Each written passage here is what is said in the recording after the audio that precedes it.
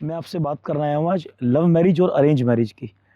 विषय बहुत ही सरल इसलिए है कि हर कोई आदमी इस बात को जानता है, और गंभीर इसलिए है, गहरा इसलिए कि इसके अंदर छिपे हुए राज को कोई नहीं जानता। और वो राज क्या है?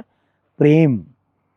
प्रेम गली बड़ी सांकरी या में दो ना समाही, और कठिन जो चलत पीप लिखा लोग लगावत बैल। जानता नहीं है कोई भी प्रेम क्या है। और मैं बोल इसलिए रहा हूं कि जब से जाना है प्रेम क्या है, तब से बताने का मन करता है कि प्रेम क्या है। लव मैरिज और अरेंज मैरिज, जानते हैं आप, प्रेम एक सुंदर, पवित्र, पावन रिश्ते का नाम है। उस रिश्ते को बोलते हैं सखा, परम सखा। अभी कल ही मैंने आचार्य पुंडरीक गोस्वामी जी की वीडियो अपनी पत्नी के माध्यम से सुनी, जिसमें पता लगा कि एक तो होते हैं मित्र जो जो दुख में आपका साथ देते हैं, एक होते हैं मित्र की जगह सुहृद, सुहृदय, मतलब जो कभी कभी आपका साथ देते हैं। होते हैं सखा, जो हर वक्त आपका साथ देते हैं। प्रेम, प्रेम के अंदर सखा बनते हैं हम लोग। प्रेम में कोई अपेक्षा नहीं होती, प्रेम में कोई स्वार्थ नहीं होता। जो लव मैरिज करते हैं, जानते हैं क्यों करते हैं?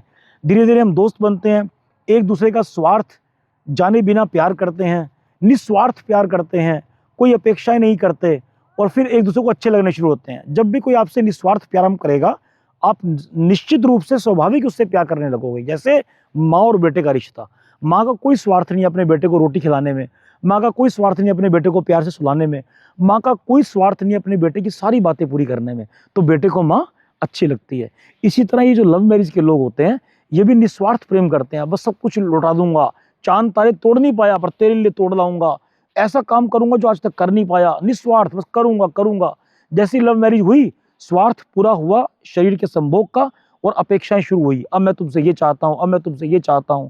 तो जैसे जैसे आप प्रेम को अपेक्षा में बदलोगे, प्रेम को स्वार्थ में बदलोगे, प्रेम खत्म हो जाएगा। अब दूसरा पक्ष देखिए अरेंज मैरिज का। अरेंज मैरिज कर दी आपने, कर लिया आपने, माँ बाप ने कर दी। अरेंज मैरिज करते करते अपेक्षाएं जुड़ने लग गई। जब हस्बैंड को लगा बहू से ये मिलना चाहिए, वाइफ से ये मिलना चाहिए, वाइफ को लगा हस्बैंड से ये मिलना चाहिए, फिर रिश्तों की मारधाड़, जिम्मेदारियों की मारधाड़।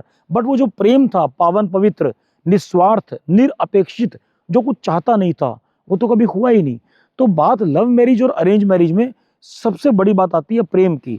आप निस्वार्थ प्यार करेंगे, बिना अपेक्षा के प्यार करेंगे, और रिश्ता आपका मित्र का ना रहे, रिश्ता आपका सुहृद का ना रहे, रिश्ता आपका सखा का रहे। जबकि सखा शब्द कहा प्रेम के लिए, कृष्ण के लिए, परमात्मा के लिए। ऐसा ही प्यार आप भी संसार में रहकर कृष्ण की तरह एक दूसरे से करने लग जाओ, मोहम्मद और नानक की तरह एक दूसरे से करने लग जाओ, तो वो रिश्ता नहीं, फिर वो फरिश्तों की तरह फलीभूत होता है। जैसे पौधे पर फूल आके पौधे की सुंदरता को बढ़ा देता है, ऐसी रिश्तों में पवित्रता आके रिश्ते की गरिमा को बढ़ा देता है। तो लव मैरिज या अरेंज मैरिज से ऊपर उठ के सोचोगे तो प्रेम की साफ चश्मे से नजर आएगा आपको, साफ परमात्मा। तो सभी रिश्तों को फरिश्ता बनाने के लिए मैं आपसे गुजारिश करने आया था, आप लव मैरिज करो बट अरेंज मैरिज करो, लेकिन सार्थक प्रेम, सफल प्रेम और सौहृद प्रेम और सखा बनाने वाला प्रेम करेंगे तो आनंद में रहेंगे। आप सभी को नमस्कार।